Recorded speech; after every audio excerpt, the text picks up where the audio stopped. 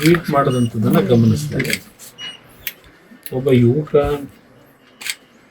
ಈ ಕುಟುಂಬದ ಪರಿಸ್ಥಿತಿ ನೋಡಿ ಒಂದು ಟ್ವೀಟ್ ಮಾಡಿ, ಈ ಟ್ವೀಟ್ ನೋಡಿದಂಥವ್ರು ದಯವಿಟ್ಟು ಕುಮಾರಸ್ವಾಮಿ ಅವರು ಗಮನಿಸ್ತಾನೆ ಅಂತಕ್ಕಂಥ ಒಂದು ಸಂದೇಶ ಕೊಟ್ಟಿದ್ದಾರೆ.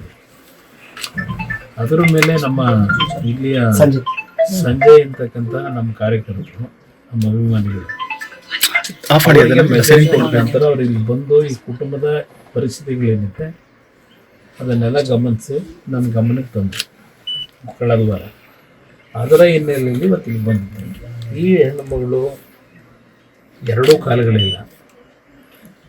ಈ ಹೆಣ್ಣು ಮಗಳ ಒಂದು ಕಾಯಿಲೆಗೋಸ್ಕರಲೇ ಈ ಕುಟುಂಬದಲ್ಲಿದ್ದಂಥ ಒಂದು ಮನೆ, ಅದಕ್ಕೆ ಅದರ ಜೊತೆಯಲ್ಲಿ ಒಂದು 10 ಗುಂಟೆನೋ 20 ಗುಂಟೆನೋ ಇದ್ದಂಥ ಜಮೀನು, ಅದು ಎಲ್ಲವನ್ನು ಮಾರಿ ಈ ಹೆಣ್ಣು ಮಗಳ ಆರೋಗ್ಯ ಉಳಿಸ್ಬೇಕು ಅಂತ ಹೇಳಿ ಕುಟುಂಬ ಸಂಪೂರ್ಣವಾಗಿ ಬೀದಿಗೆ ಬಂದಿದ್ದಾರೆ. ಈ ಮನೆ 2,000-3,000 ಬಾಡಿಗೆಗೆ ಇಲ್ಲೇನು ವಾಸ ಇದ್ದಾರೆ. ಇಲ್ಲಿ ಕುಟುಂಬದಲ್ಲಿ ಇವತ್ತು ದುಡಿಮೆ ಮಾಡ್ತಾ ಇರತಕ್ಕಂಥದ್ದು ಈ ಹೆಣ್ಣು ಮಗಳ ತಂದೆ. ದಿನಕ್ಕೆ 450 ರೂಪಾಯಿ ಸಂಪಾದನೆ ಮಾಡ್ತಾ ಇದ್ದಾರೆ ಅಷ್ಟೇ ಅಂತಕ್ಕಂಥದ್ದನ್ನ ಹೇಳ್ತಾ ಇದ್ದಾರೆ. ಈ ಯಜಮಾನರು ಅಲ್ಲಿ ಕೂತಿದ್ದಾರೆ, ಅವರಿಗೆ ಬಸ್ ಸರಿದು ಆ ಕಾಲು ಸಂಪೂರ್ಣವಾಗಿ ಒಂದು ಕಾಲಿಗೆ ಡ್ಯಾಮೇಜ್ ಏನಾಗಿದೆ, ಇನ್ನೂ ವಾಸಿಯಾಗಿಲ್ಲ. ಇದು ಒಂದು ಈ ಕುಟುಂಬದ ಪರಿಸ್ಥಿತಿ. 2 ಸಣ್ಣ ಮಕ್ಕಳಿದ್ದಾರೆ, ಹೆಣ್ಣು. ಈಗ ನಾನು ಈ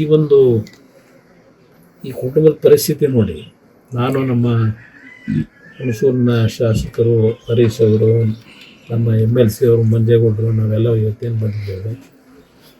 ಇವತ್ತು ಒಂದು ಲೀಸ್ಗೆ ಮನೇನ ಮಾಡಿಸ್ಕೊಳ್ಳೋಣ ಅಂತಂದರೆ ನಾನು ಜಿಲ್ಲಾಧಿಕಾರಿಗಳಿಗೆ ಫೋನ್ ಮಾಡಿ ಕುಟುಂಬದ ಸಮಸ್ಯೆ ಬಗ್ಗೆ ಚರ್ಚೆ ಮಾಡಿದಾಗ ಜಿಲ್ಲಾಧಿಕಾರಿಗಳಾಗಲೇ ಈಗಾಗಲೇ ಅವರು CO ಅವರು ತಕ್ಷಣ ಸ್ಪಂದಿಸಿದ್ದಾರೆ, ಏನಿದೆ ಪರಿಸ್ಥಿತಿ ನೋಡಬೇಕು ಅಂತ.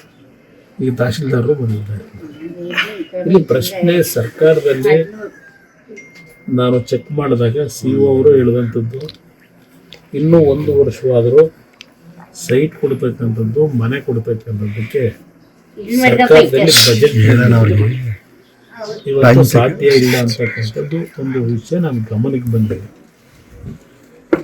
ಆ ಹಿನ್ನೆಲೆಯಲ್ಲಿ ಈಗ ನಾನು ಈ ಬಾಡಿಗೆ ಕೊಟ್ಟಂಥ ವ್ಯಕ್ತಿ ಅವರು ಪಾಂಡವಪುರದಲ್ಲಿ ವಾಸ ಇದ್ದಾರೆ, ಕೆಲವು ಇಲ್ಲಿ ಬಿಟ್ಟಿದ್ದಾರೆ, ಪಾಂಡವಪುರದಲ್ಲಿದ್ದಾರೆ.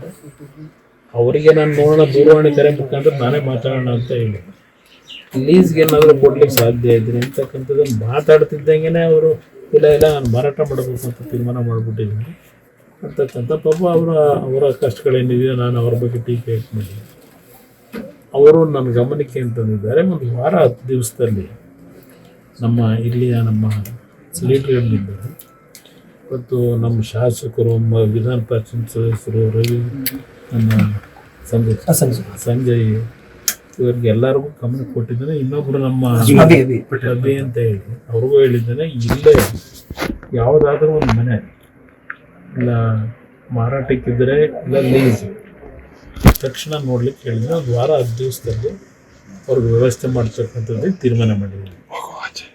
ಅದು ಒಂದು ಭಾಗ.